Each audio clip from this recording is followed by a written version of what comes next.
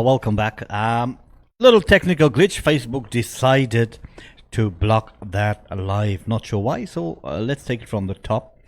Welcome back to Reality Check Online Radio. In studio with us, we've got Nina Alexia Brazzo, Sicilian Mafia. You know, in the previous segment, we had Nina doing a lovely poem. You know, it's called Broken. It's about abuse. Something about it, it sounded very personal, full of passion. And something about seven. Now, I'm not sure if it's 7 steps, but it sounded like Nina has a journey and a story to tell. Let's ask Nina just to elaborate on that and tell her story with regards to what she went through. Nina. Sure. So I wrote this poem in about 2014-15 and explains the what it was like to be in a domestic abusive marriage.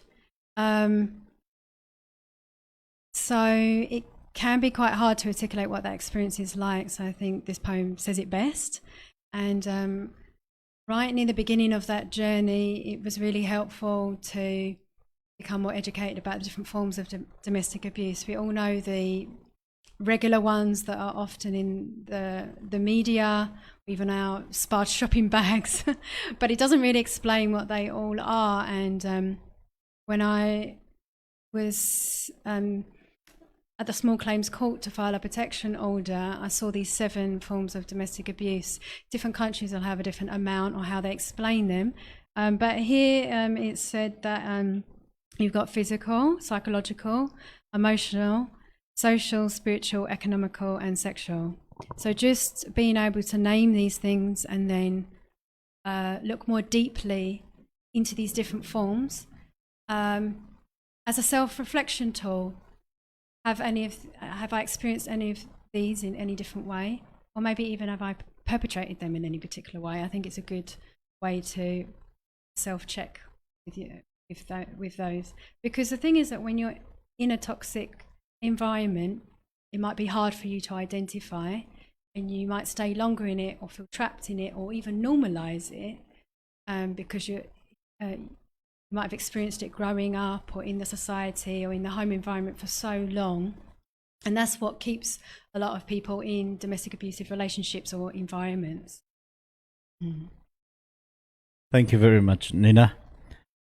Nina, also, just to get your point of view in South Africa with regards to abuse. I know you said there's 7 types, and for if I want to put it from a male point of view, there's only one type for us. It's physical. You mentioned 6 others, and in South Africa, we as males don't understand the other 6. Could you just elaborate maybe a little bit of what is emotional, and I think it's verbal, and just elaborate a bit more. Okay, sure. Well, I'll try my best. So I'm sure people have heard of gaslighting, right? So you're not recognizing someone's emotions and their feelings, and it's really trying to express your needs or your boundaries. And so if the other person doesn't acknowledge them or understand them and brushes them off, then over time that basically becomes a form of abuse. So a woman's life experience will be different from a man's. We are built differently, how we think and how we see things and how we respond to situations. We might put the person down or say mean words, or because we don't understand. I don't like to gender things, but because you brought up a man, like let's say you're not really understanding why the woman feels a certain way, and she's having a different experience, but in the same scenario is going on, but you're not understanding why she's seeing things the way she is. So unless you listen and try to understand, then maybe you might actually oppress her and not listen to that perspective, and it becomes oppressive with the things that you say, so it becomes a verbal form of abuse or psychological. Obviously, those are quite more complex, has many layers to it because it's an inward aspect. it could even be to do with, like, you asked me a question before about racism. Like, these aspects can really come out when you're in an intimate relationship. We might have repressed anger and hurt and pain. It could be our own. Maybe the society has got certain forms of racism, but it could be passed through your generations. So you're actually holding on to certain feelings about yourself, but you end up projecting it to the other person. And then that becomes really multiplied if you're in a multicultural, multiracial relationship. And I mean, it sounds quite strange, but sometimes someone might be in a state of prejudice, racism, and they're in a relationship with someone of that race or culture, and then that becomes very toxic environment because they haven't dealt with their own trauma. Social, maybe if you're obsessively checking that person's phone, you're invading their privacy, their Facebook, social media, their messages, you're controlling their phone, maybe even hide their phone, maybe you restrict them from seeing their friends or going out or going to certain functions, or you're just, actually maybe it might even be that you'll go to a function, but your partner will humiliate you in public.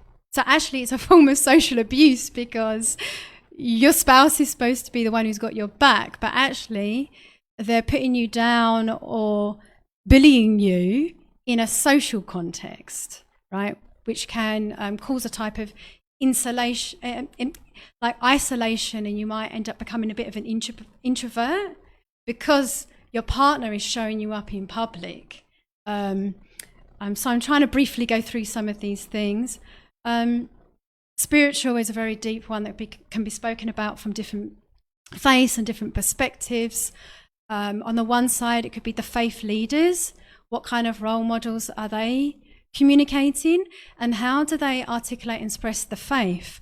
And sometimes there can be a type of patriarchy or a toxic masculinity or a certain hierarchy, which isn't healthy dynamics for men and women, and it becomes amplified when it's in a relationship. So the role models within our social society are really important, but then when it comes to the home environment, even if we're from the same faith, there might be differences of opinion about things, different ways to do things. And again, if one person's not respecting the other and is saying this is the this is the only way, my way or the highway, even when it comes to spirituality, then there can be an oppression there. Either you're forced to do spiritual practices or you're preventing from doing certain spiritual practices. And so that can be in the home environment. In Islam, the man is supposed to be the emir, the leader in the household. And so we have a responsibility when we have certain positions.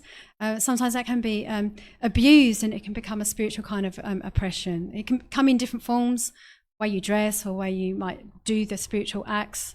And a plethora of different aspects that can come in. I'd sum it up by just, if you're prevented from being free in your own spiritual journey, and then maybe sexual and economical are more obvious, but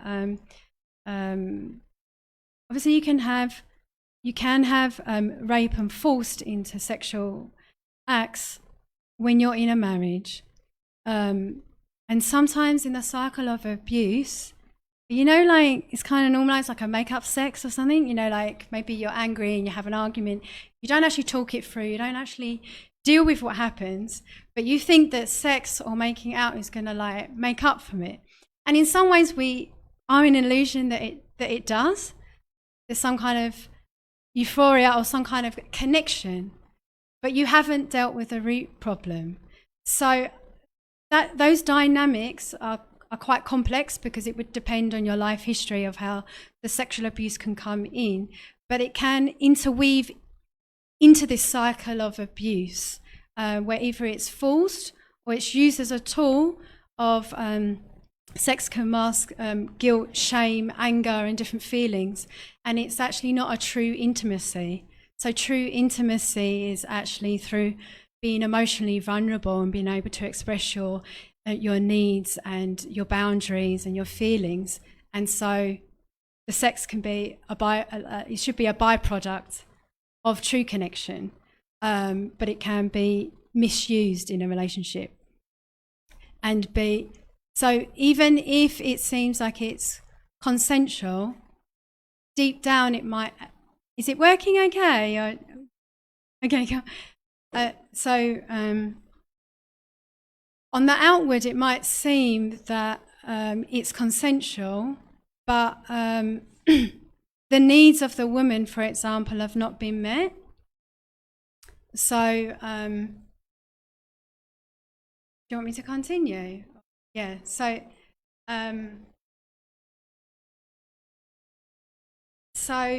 for a woman to feel safe, there's certain things that a woman needs, right? And so over a long period of time, a woman can feel abused sexually because actually her needs are not being met in the genuine connection, in the relationship, in the household. So even where some of these abuses become even combined, so for example, in Islam, we have a duty to fulfill our partner's sexual needs, and it's vice versa for a man and a woman. But if it's misused, then they won't take into account if their partner is extremely tired or is not in a good emotional or psychological state. So then it becomes a form of abuse, for example. And then an economical can happen again in various ways, where either the money is controlled and withheld, or there's too much responsibility put on one person. Maybe there's secrecy within it. Economical, in terms of my experience of working a lot of women, it can be something that traps a woman in a domestic abusive relationship because they're worried about having a roof over their head and being able to sustain themselves and if they have children. So that can come in a plethora of forms, where maybe there's too much financial responsibility on the woman, or maybe she gets it could be on another side, it could be there's a certain budget, but then if she's been bad or something is termed, obviously that's already a charged word, but then maybe then the budget will be cut or things will be withheld. I mean, it could come in a plethora of ways, but I suppose ultimately at the core, it comes down to power and control and not working as a collaborative couple and being in a healthy relationship. And the truth of the matter is that many of us might not have actually known what a healthy relationship is. And so defining the terms of what is unhealthy and healthy in our journeys can hopefully just help have more healthy relationships. It's a journey. I hope I did some justice to the explanations. No, what you said now. Abusive relationships, and like I said, we'd never know healthy or whatever because there's no manual for a relationship. We're just gonna see where we're gonna head towards, right? But then I don't know. I've seen this over years, and it has come to the point where I am of the opinion that most of the time we attract certain people to our lives. You find sometimes that one woman has had maybe 6 boyfriends, but they're all abusive. Or you find that the one girl, she just meets men that's going to spend money on her all the time, you understand? And for me, it is like what you put out. This is why I always tell people, then when I hear, you know what, second thought, my advice always is try to make subtle changes to you now, for because what you are putting out, that's what you're attracting, coming like a constant in your life. So sometimes we look at it outside. I always tell people what I've learned over this was step out of my shoes, even in an argument, look at it from your perspective, and then I see what you are seeing. So if a woman or a man is trapped in a cycle like that, where it is not only one relationship, two or three relationships, then you have a program that you work that you. What would your advice be to somebody that's caught up in a cycle where every relationship almost reaches the same trend at the end of the day? Let me just jump in there. Sorry, Nina. Let's go for a 2-minute break, and then you can answer Ishmael's questions. We're also going to jump into the what Nina thinks with regards to GBV campaigns, and also the program that Ishmael just mentioned with regards to what Nina designed and what she's implemented. What's the way forward? We'll be back in 2 minutes.